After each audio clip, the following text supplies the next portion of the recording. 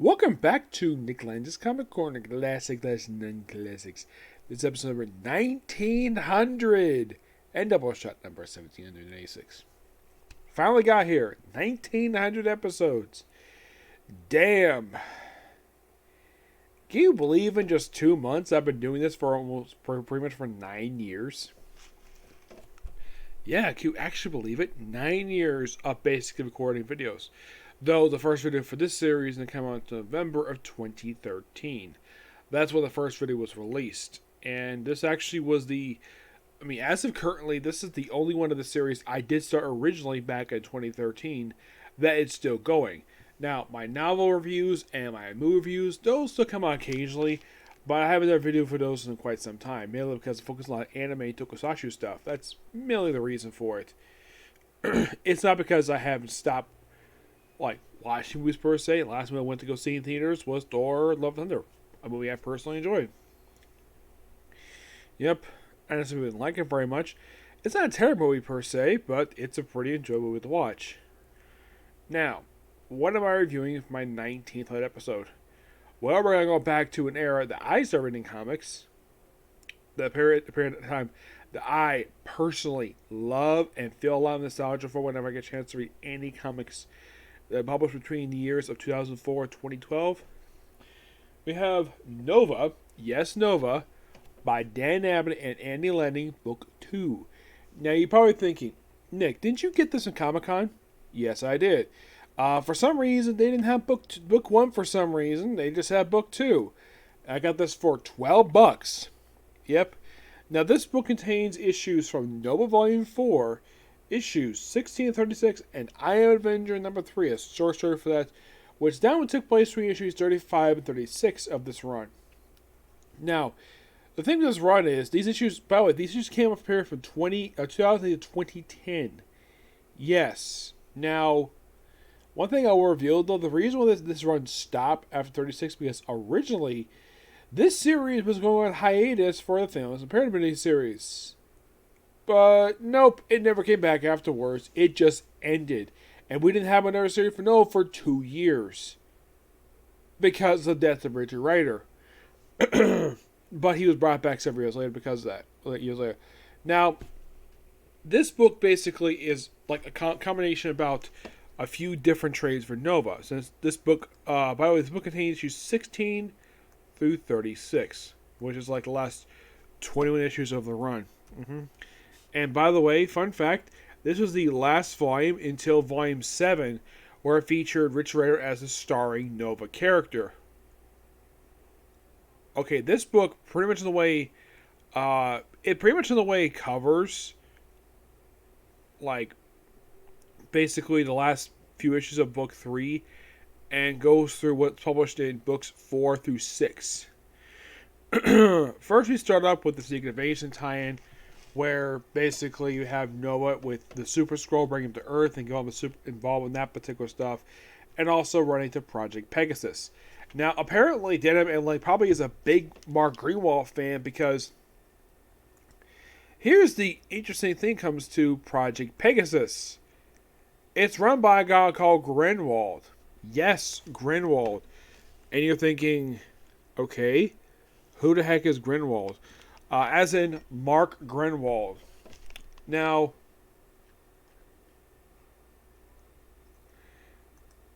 I'm sure he's named after the light writer who basically wrote who wrote Captain America and basically wrote the Quasar series, which Quasar himself does appear in this book. Yes, it does. We also see the return of Darkhawk. Yep, Darkhawk.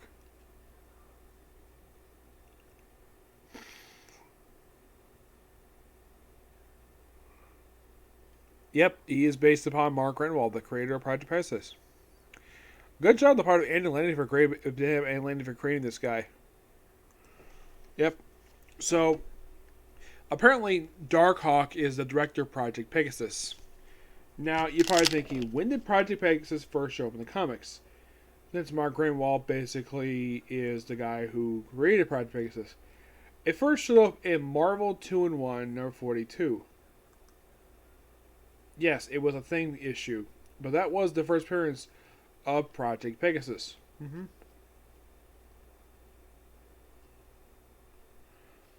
Basically, it's a facility that does science stuff. Mm-hmm.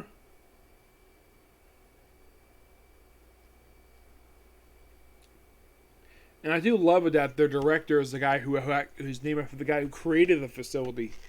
Yes, so Darkhawk is basically chief of security of the place. Now, Darkhawk, I think prior to this, was actually last seen in the pages of Runaways.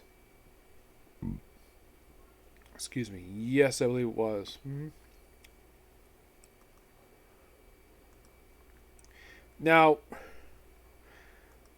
if you're curious who created Darkhawk, that was a guy by the name of Tom DeFalco and Mike Manny. Keep this guy's been around since January of 1991. So last year was his 30th anniversary. Yep, happy 30 years for him. Yeah, but here's the thing. After the end of Secret Invasion, he gets sort of involved in events of War of Kings. Now, also prior to this, he was involved with the Loners. Yes, and the pages are, well, they're all mini-series. And he appears in that book. He appears in War of the Kings, in the Avengers Arena. And I think his most recent book he was basically involved with a mini-series he had recently. Mm-hmm. Yes. Now, the thing is a scroll.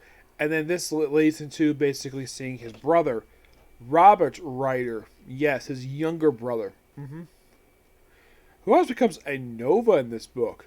Yep.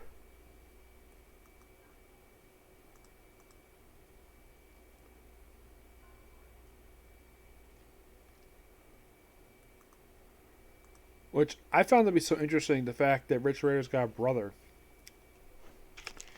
And you're probably thinking, is the brother still around? I don't think he is. Oh wait, he is still around. He's still very much alive. Except he's basically known as Talonor now. But yeah, he's been around since for issue 1 of Nova.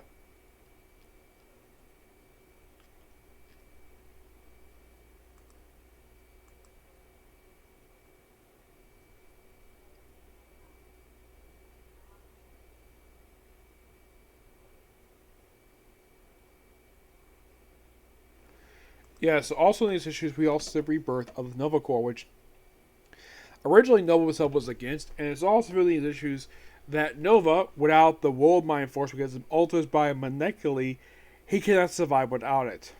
So he has to basically bring the whole World Mind inside of him, and somewhat, anyways. We also have it where Ego was sort of the host of the World Mind for a while, then that gets rid of. Nova Corps itself basically was reborn in these later issues, and to my knowledge, still around to this very day. Yep, Nova Corps is still very much around. And Nova himself, Richard Rider, has joined the Guardians of the Galaxy. Yeah, as far as I can tell, they're still pretty much around.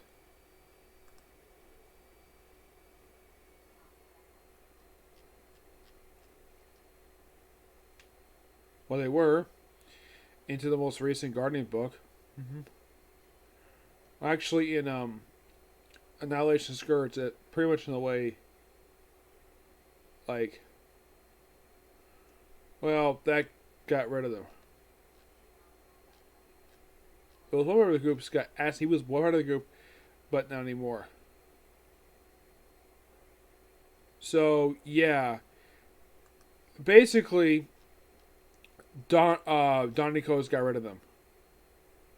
Yep. So yeah, Don Nico's responsible for getting rid of the Nova Corps. Was back in Marvel Comics for quite some time, and his book came in roughly, what was it, 2020?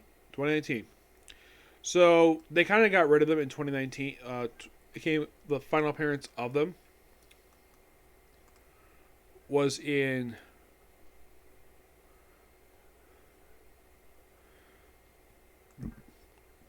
Annihilation Scourge Nova. Came out 2019. So you could say they were around for a little over 10 years. So good on you for that. Yep, and of course they group more members of the Nova Corps at one point. Now, Rich Rand himself was removed as being Nova Prime, and of course they appointed somebody else. This is also with War of Kings and Leo Thanos Imperative. Also in the final issues of this book, We have where he meets up with. He has several meetings in his book with the Fantastic Four, which is great though because he doesn't know them. And the way it's written here, it seems like he does. They kind of know him, despite the fact they have met before back in the 80s. Apparently, they didn't have any read those issues or probably forgot about them. So, what's up with the and the way the Nova Corps operates in this book is that they operate a lot on Earth. It seems like their base operations is Project Pegasus. And there's a massive recruitment drive. And at one point, they have to leave the planet because they got too many people join the group. So, and of course, they have Eagle-Lane Planet, who gets revenge them later on. And as the war kings up, well, at one point, we have Darkhawk being accused of the one who murdered Leandra. And turns out, nope, he had nothing to do with it at all. Also, the final issues where he deals with time displacement characters. Where he deals with time displacement version of Black Bolt, Namortita, and of course the final issues deal with the frickin' Sphinx, enemy of his. Yep, which I found to be so cool. I love the fact we did with him. Yes, I think that was fantastic. I love the character. They also apparently they decided to bring back a character who had not been seen since the 1970s. Yes, seriously. A guy by the name of Stalker. Yeah, for some reason, Dan Abnett brought him back in here for a couple issues. Yeah. Oh, by the way, what does he look like, you might ask? Let's see here. Oh, by the way, runs the Battlestar in here, because of course he does. But that's him. That's Stalker. Yes, a character who made one appearance back in 1976. Marvel Premiere, number 32. And after that, nothing for 33 years. And he appeared in this book. So, I'll let you look up exactly who the heck this guy is.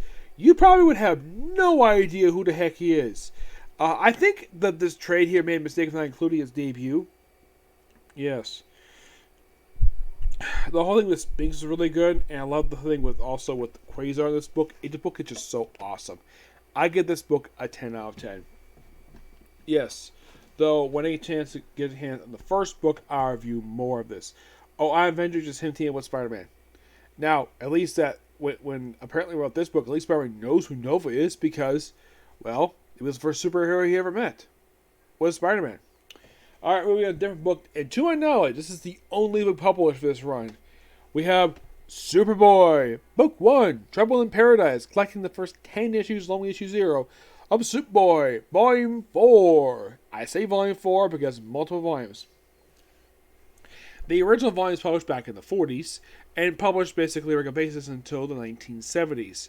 There was a volume published in the 80s, a mini-series part of it published this one. Actually, the second volume did feature another version of Superboy. I think the third volume, it was like a tie-in to the Superboy TV show.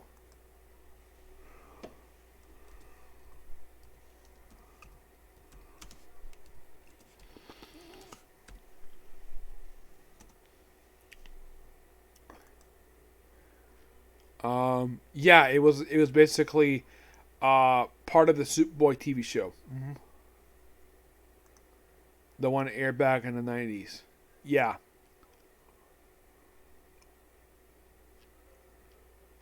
So this is technically the fourth volume for Superboy, which started right after the events of the Reign of the Supermen.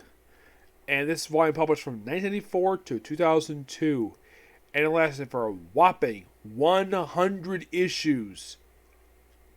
Yeah, 100 issues.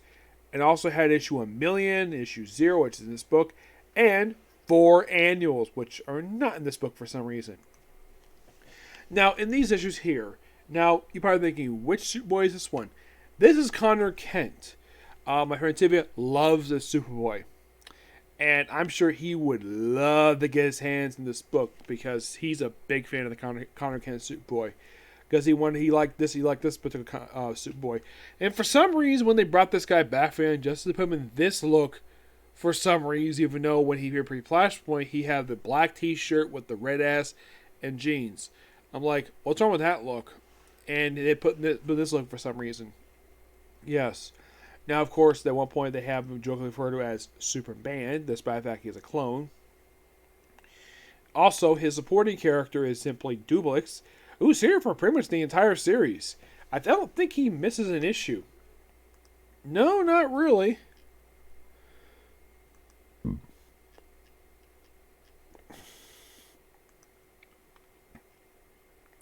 We also have Tina Moon, who actually appeared from the Reign of Superman and stuff, appearing as a recurring character. And then, of course, apparently they decided to kill her off toward the end of this run for some reason. I'm not really sure why.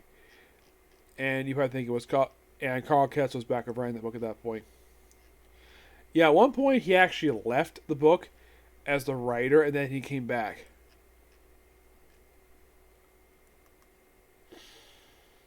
Yeah. And this first issue here, we have the debut of a character known as Sidearm. And he's not around very long. He gets killed not long after the issue opens in a trade. Okay, now, aside from having Superboy, now, in the case of, by the way, we also have Steve Metzen, basically, as a co-writer.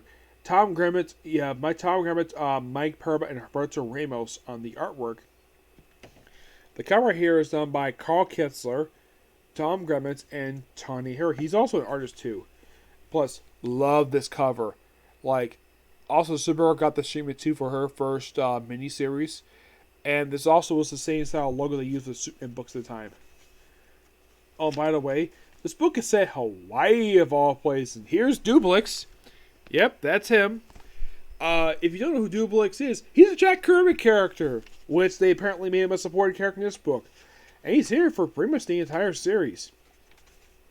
And basically, the one thing Superboy, this book, is known for doing is it depends on the writer to keep moving around. First it's Hawaii, then he's in New York, and then he's basically based on Project Catamus for some reason. Yeah, it's quite odd to say the least. Now, there is a debut of a character known as Sidearm, who appears in this issue. And that's him, rather. That's Sidearm. This issue also had a debut of this red-haired woman right here. That is Knockout. Yes, the future wife of Scandal Savage. Because, well, here's the thing about Knockout. She is bisexual. Because she dated Superboy. So, of course, she's bisexual. Yep, and here's her in her fancy costume. Here's Tina Moon. Right there. Yep. I love this logo. She's a Knockout because that's a code name. And I love it how Superboy is knocking down his own logo, which is so funny. Yep. Now, those two are practically two characters who did make their debut in this book. But there is technically one other character who makes a debut in these issues. And you're probably thinking, who would that be, you might ask?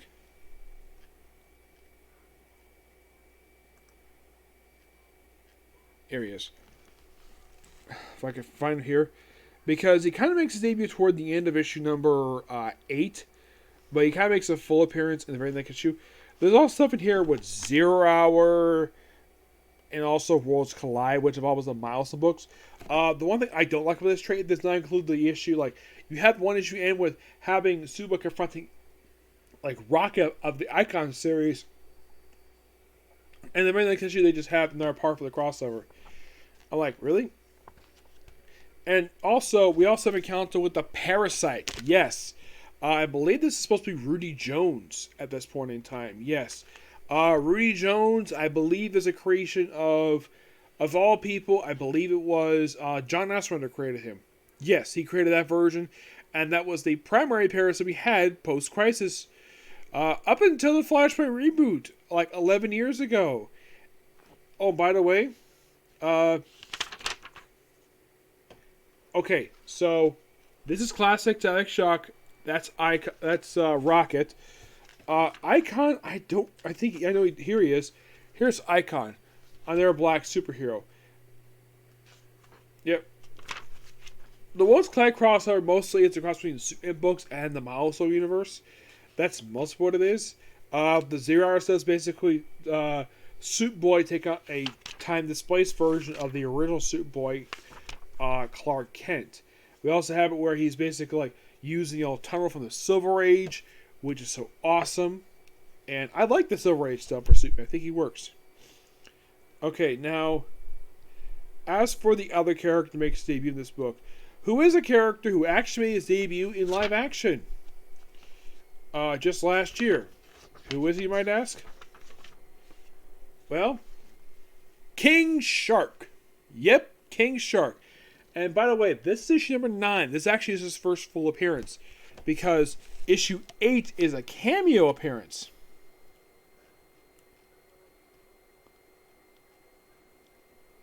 Yeah, it was a cameo appearance.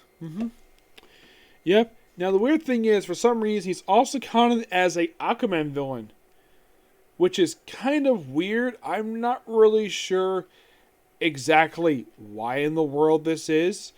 As far as I can tell, I've never heard of the reason of why in the world he was added part of Aquaman's Rogues Gallery. It's weird, but I guess because basically DC had nothing for him to do, so added him part of the Aquaman Rogues Gallery. Okay. And he appeared in the most recent volume. Yep. So yeah, he fights King Shark in issue 10. King Shark actually made his very first live action appearance in an episode of The Flash. And then he made his second ever live action appearance in the Suicide Squad. Yep. And after issue 10, where he fights off him, yeah, he basically fights King Shark here for a couple issues. But don't worry, he does fight him a lot. And here's the weird thing about King Shark. Apparently, when King Shark shows up in this book, it's only when Carl Ketzler writes the book. And you're thinking, really? Yes, really. This is completely 100% true. Anytime he show up in this very book, it would only be, in this volume anyways, it would only be whenever Carl Ketzler wrote the book. He did appear basically in life issue 0 and 9. He appeared for 13, 15, and then he disappeared for a while. Popped up at 32, appeared in 42, 66, 67, 92, and he appeared in the final issue of the run. Now you're probably thinking, did Carl Ketzler write 32, you might ask? Nope, it was Ron Martz. But a lot of the time, basically, Carl Ketzler would be the one writing this book. Now, he didn't write all the 100 issues, per se. No, he did not. Carl Ketzler himself, for this very book, which is really good, by the way, it's 100 fantastic issues. He would do from the opening issue up until issue number 30. He would leave issue 30, and then come back 20 issues later, issue 50, and pretty much be here for the up until issue 79. Leave, and then come back for the final issue. Yep. Oh, and who actually filled in for him for those issues that he didn't do? Excuse me. Well, for issues 31 to 59, we had Eddie Berganza. Yeah, I think he just did like one issue this book. Actually, no, he actually did a little bit more than that. He did issue 31 and came back to do 87 and 93 of the book. Yep. And I think like 32 was done by Ron Martz. But what about 33, you might ask? Yeah. Ron Martz basically would be another major writer of the book.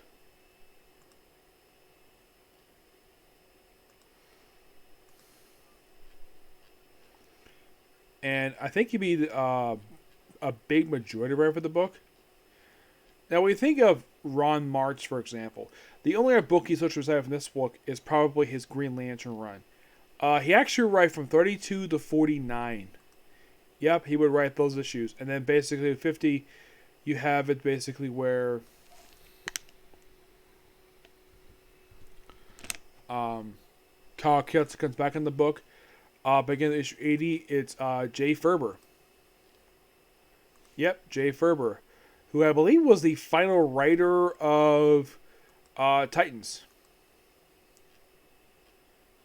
I think so. I think he definitely was. No, he actually was issue 41.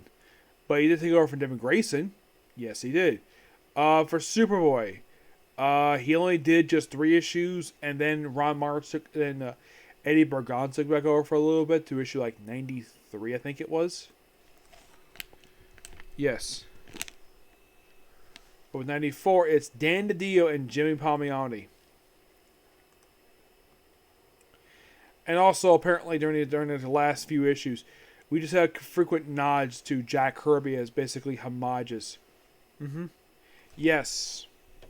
But this book is just really good. I thoroughly enjoy it. I gave this book a 9.5 out of 10. It's just that damn good. Actually, you know what? I'm going to give it a 10 out of 10 because it's awesome. Yep. Now, unlike in the case of Nova, where there is no more, this one they should publish more. Because you have 100 issues, put them in the book. Excuse me. If you're curious when this came out 4 years ago. I'm sure my friend Tippy would love to get his hands on this book. If he does, basically, I'd be happy to send it to him so he can review it for his channel. Because I don't think he has reviewed it, but this book basically would be awesome for him to review. Because it's just so good. Good 90s stuff for this one. I mean, I like 90s stuff because I basically was a little kid in the 90s. So I like stuff from the 90s. Yep. But not much to say about this books. They're both really good. So yeah, that's a particular review. Next up, I'm going to go straight to do case closed. So I'll put this video up, okay? Next video. Bye.